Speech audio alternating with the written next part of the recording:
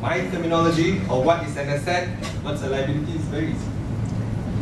As long as that thing puts money in your pocket, it's an asset. And as long as that money take money out of you, it becomes a liability. Right? Let's take the house for example. A house is an asset. You are paying monthly for the mortgage, is it an asset? It's not an asset. But I'm not saying not to buy a house and stay in void deck or what.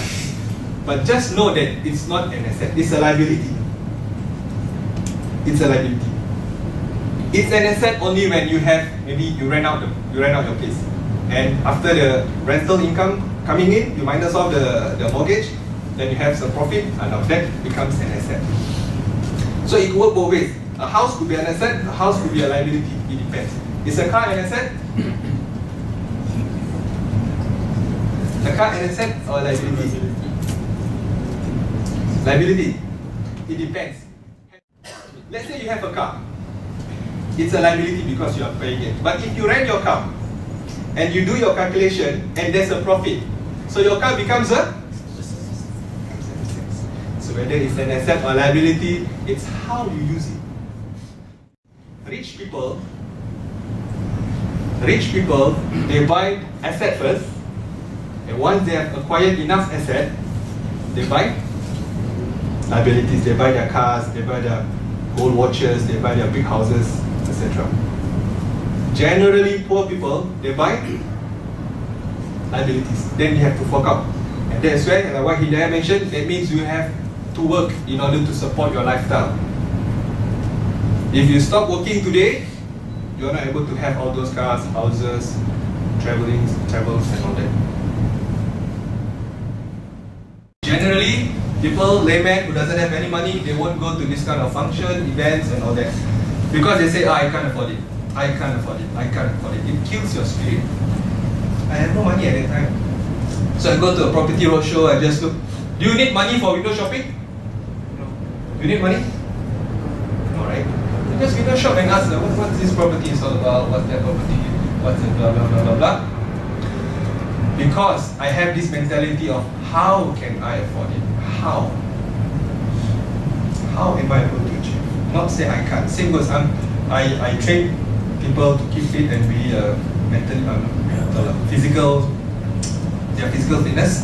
So don't ever, I always tell my trainees, don't say I can't do this, unless you have to do pull-ups and all that, right?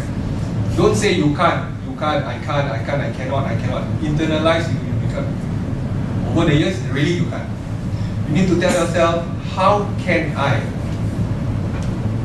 How am I able? How can? Because once you have this question of how can, your mind is superb in many areas. You will find ways, avenues, channel, solution. Because you are given your mind to think, how can I afford that? How can I go to this good school? How can I get this job? How can I earn this amount of money? How? Don't say you can't. No, you say you can't. You can't. Financial freedom means your income, your passive income, is able to cover your basic needs. What are your basic needs? Shelter, food and water, transport, clothing, education, and some basic entertainment. I'm not talking about luxurious trips, big cars, expensive houses. Financially free means, let's say your income per month, or your expenses per month. What's the average for you to survive in Singapore? 2K, single. Single 2K kan? Sorry? 3K? Huh? 2.4.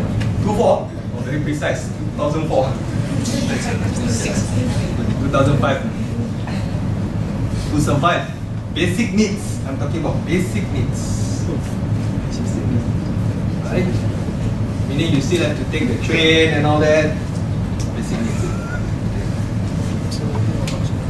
In order for you to declare yourself, financially I'm free, I do not need to work. In order for you to declare that, As long you have an asset generating more than 2005, financially you are free.